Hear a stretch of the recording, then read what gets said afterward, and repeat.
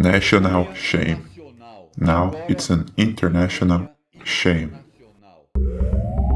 The only channel that speaks the truth mercilessly. Eu, como cidadão brasileiro, I, as a Brazilian citizen and YouTuber, come here to report the illegal arbitrariness of censorship that the Brazilian Supreme Court is imposing, not only in the Brazilian citizens, but also companies that supply social media here in our country. empresas estão sendo These ameaçadas. companies are being threatened and punished with high fines as a way to impose this kind of fascist authoritarianism of illegal practice by the Brazilian Supreme Court. Esse This é um is a call, a request for help by the international community and the companies that supply social media: Twitter, Facebook, WhatsApp, Instagram, LinkedIn, YouTube, Telegram, and Pinterest.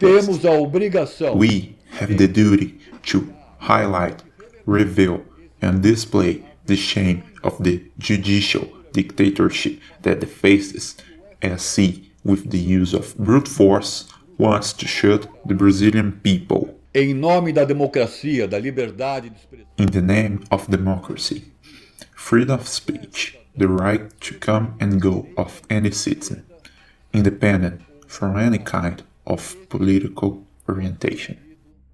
This is a request to avoid the violence that is about to happen in our Brazil at any time. We have to act against this judicial dictatorship, morbid and psychopathic, that is establishing in our country. We, as cube gentlemen of the international community and the suppliers of social media that close the access to these websites and apps Sociais, and temporarily close your offices here in Brazil como forma as de a way protesto, to protest and, of course, social pressure that will have a great impact in our country. That none of these services are available in Brazilian territory, but still preserving the accounts of current users, and Brazilian citizens are free to open another account outside the country. que a nova forma That the new way of access is through virtual private network, VPN. So, therefore, no fine can be charged against your companies, pois estaremos, because we will be accessing our accounts that are located outside Brazilian territory. claro que assim Of course, the same way that in China their disciples, the ministers of the Brazilian dictatorship, members of the SC, will try to block these websites and VPNs, but even in China, they can't fully block the access.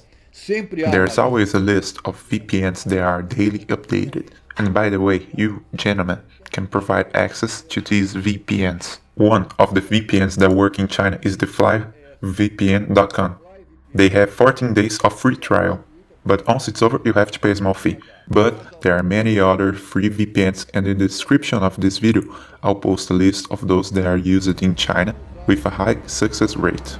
provavelmente I'll serei probably be censored, or at least lose a lot of reach. So please, help me and share this video. Zangão Blues, como sempre.